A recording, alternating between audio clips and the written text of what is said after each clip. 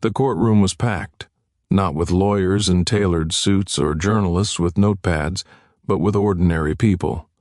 Black faces, white faces, old women clutching purses, young men leaning against the back wall with their arms crossed. They had come because they knew the name. They had come because they had heard the stories, some out of fear, some out of curiosity, some because they believed that whatever happened in that room would matter long after the doors closed.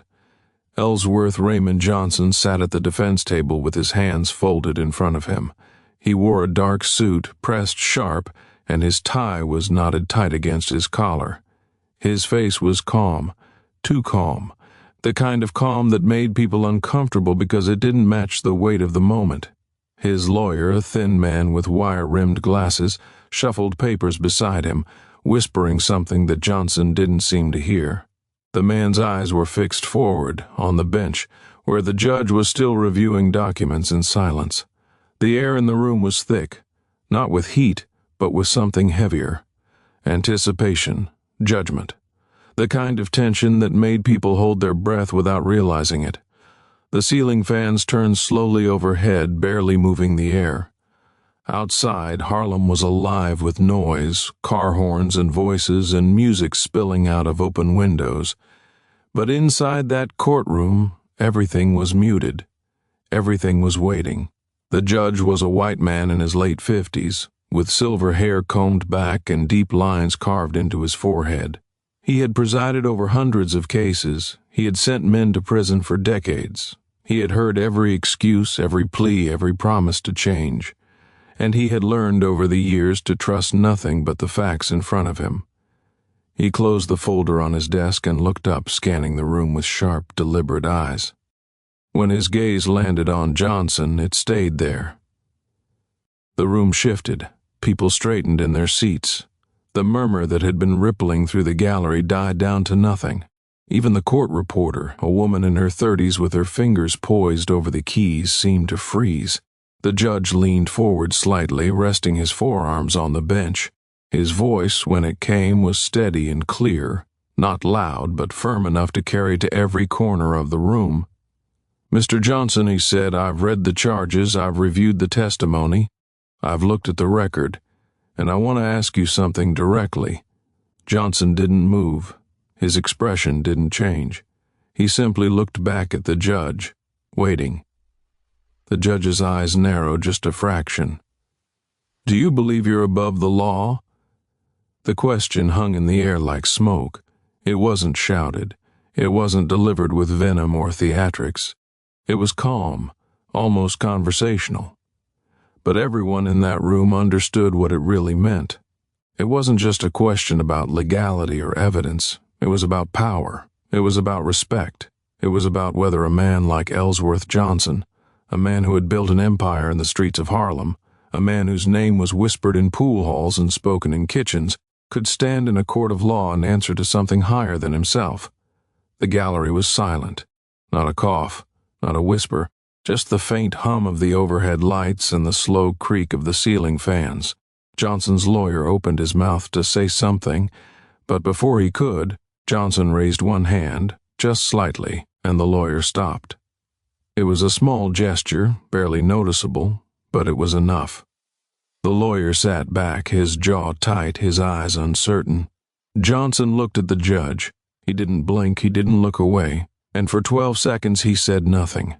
Those 12 seconds stretched longer than they should have, long enough for people in the gallery to glance at each other, long enough for the prosecutor, a younger man with slick-back hair, to lean forward in his chair, sensing something, long enough for the judge's expression to harden, his patience thinning. It wasn't defiance, not exactly. It was something quieter, something that felt like a choice being made in real time, in front of everyone, without explanation. And then Johnson spoke. His voice was low, but it carried. It didn't shake. It didn't waver. It was the voice of a man who had spoken to killers and politicians, to mothers and children, to men who feared him and men who needed him.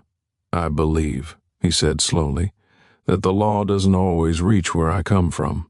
The judge's face tightened. A few people in the gallery shifted in their seats. The prosecutor's pen stopped moving. Johnson's lawyer closed his eyes for just a moment, as if bracing for impact. But Johnson wasn't finished. "I'm not saying I'm above it," he continued, his tone steady, almost gentle. "I'm saying it wasn't there. Not when my father couldn't find work. Not when my mother got sick and the hospital turned her away. Not when boys my age were getting shot in the street and nobody wrote it down." The judge's jaw clenched. His knuckles whitened where his hands gripped the edge of the bench, but he didn't interrupt. "So I built something," Johnson said. "Not because I wanted to, because I had to. And yeah, some of it was ugly, some of it was wrong. But it fed people, it protected people, it gave them something when the law gave them nothing." He paused, his eyes still locked on the judge. "So no, Your Honor, I don't think I'm above the law. I just don't think the law ever thought about me." The silence that followed was different. It wasn't the silence of anticipation. It was the silence of something breaking open. People in the gallery looked down at their hands.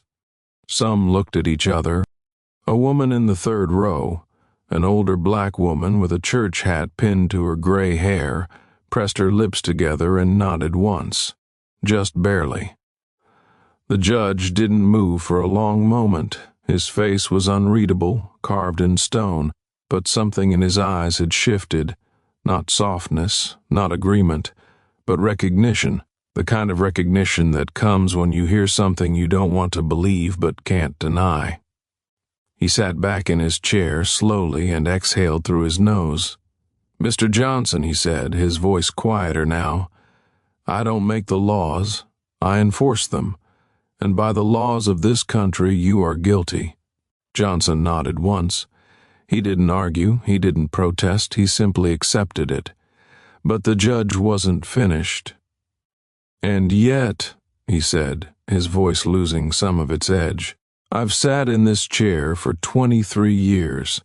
I've sentenced men who hurt people for sport, men who stole because they were bored, men who destroyed lives because they could."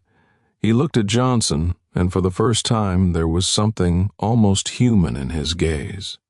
"You're not those men," the prosecutor's head snapped up. The defense lawyer's eyes widened. The gallery stirred, a ripple of confusion and surprise moving through the rows. The judge held up one hand, silencing the room. "That doesn't mean you're innocent," he said firmly. "It means you're complicated. And this court doesn't have the tools to untangle that. So I'm going to sentence you according to the law. But I'm going to do it knowing that the law doesn't tell the whole story." He paused, looking down at the papers in front of him, then back up at Johnson. 5 years, with the possibility of parole in 3. It was lighter than it should have been. Everyone in that room knew it.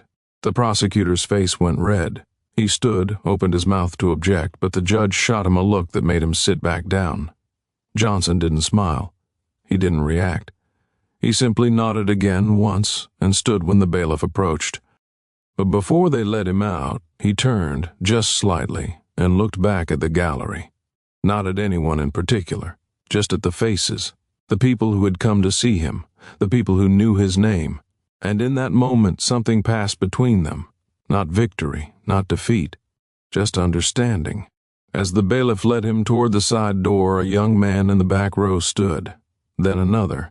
Then an older woman in the front. One by one, people in the gallery rose to their feet, not applauding, not cheering, just standing, silent, watching him go. The judge didn't stop them. He didn't say a word. He just sat there, his hands folded on the bench, watching it happen. And when the door closed behind Ellsworth Johnson, the courtroom stayed standing for a few seconds longer. Outside, the streets of Harlem kept moving. Children played on stoops, music drifted from apartment windows, people bought fruit from corner stands and argued about baseball and carried on with their lives. But in the hours and days that followed, the story spread. Not the legal details, not the sentence or the charges, but the moment, the 12 seconds, the question, the answer. People argued about it in barbershops and beauty parlors. Some said Johnson was arrogant, that he had no right to talk to a judge that way. Others said he spoke the truth, that he said what they had all been thinking but never had the courage to say out loud. Some said the judge was weak for going easy on him. Others said the judge was brave for admitting the law wasn't enough. But everyone agreed on one thing. Something had happened in that courtroom. Something that couldn't be filed away or summarized in a headline. Something that lingered. Years later, long after Johnson had served his time and returned to the streets, long after the judge had retired and moved to a quieter life upstate, people still talked about that day. Not because of the verdict, not because of the sentence, but because of the moment when two men, separated by power and history and circumstance, looked at each other and saw something human. And in that moment, the courtroom didn't belong to the law. It didn't belong to the judge or the defendant or the system. It belonged to the truth, the messy, complicated, painful truth that no verdict could touch. Ellsworth Johnson walked out of that courtroom knowing he would go to prison. But he also walked out knowing that he had been seen, not as a criminal, not as a myth, but as a man, a flawed man, a man who had done wrong, but also a man who had carried the weight of a community that no one else wanted to carry. And the judge, for all his years on the bench, for all his belief in order and structure and the rule of law, walked out of that courtroom knowing something had cracked. Not broken, but cracked. Just enough to let a little light in. The law didn't change that day. The streets didn't change. The world kept turning the way it always had. But in that small, crowded courtroom in Harlem, something shifted, something quiet, something that couldn't be undone, and long after the people had filed out, long after the doors had closed and the lights had dimmed, the weight of those 12 seconds remained. Not as a lesson, not as a victory, but as a reminder that power isn't just about who holds the gavel, it's about who has the courage to stand in front of it and tell the truth, even when the truth is uncomfortable, even when the truth won't set you free. Because sometimes the truth isn't about freedom, it's about being heard, it's about being seen, it's about making sure that when the story is told your voice is in it, and on that day in that courtroom, Ellsworth Raymond Johnson made sure his voice was heard. Not with anger, not with arrogance, but with the quiet, unshakable certainty of a man who knew exactly who he was, and who knew that no sentence, no judge, no system could take that away. The ceiling fans kept turning, the world kept moving, and somewhere in the streets of Harlem, a child looked up at the sky and wondered what it meant to be strong,